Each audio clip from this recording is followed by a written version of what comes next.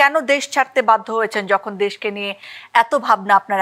2018 সালে যখন নিরাপদ সড়ক আন্দোলন চলছিল, সেই সময় যেদিন শহীদুল আলমকে গ্রেপ্তার করা হলো আর কি, ওই দিন আমি সকালবেলা আমাকে ডিজিএফআই থেকে ডাকা হলো তাদের অফিসে যাওয়ার জন্য।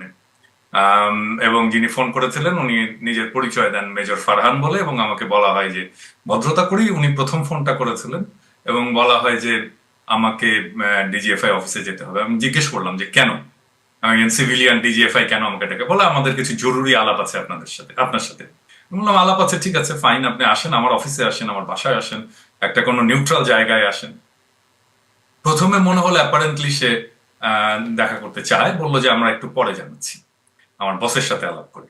একটু পরে 5 মিনিটের মধ্যে আমাকে ফোন করে খুব রূঢ় ভাবে তখন বলল, আপনাকে আজকেই আসতে হবে এবং সন্ধ্যার আগেই আসতে হবে ডিজিএফআই অফিসে। সারাক্ষণ ধরে নজরদারি, এবং আমাকে খুঁজে বেড়াচ্ছে বিভিন্ন জায়গায়, আমি যে সমস্ত জায়গাগুলোতে যেতাম। তারপরে আমার দেশ ছাড়তে বাধ্য হওয়া, তাছাড়া তো ডিজিএফআই আমাকে ধরে নিয়ে যেত।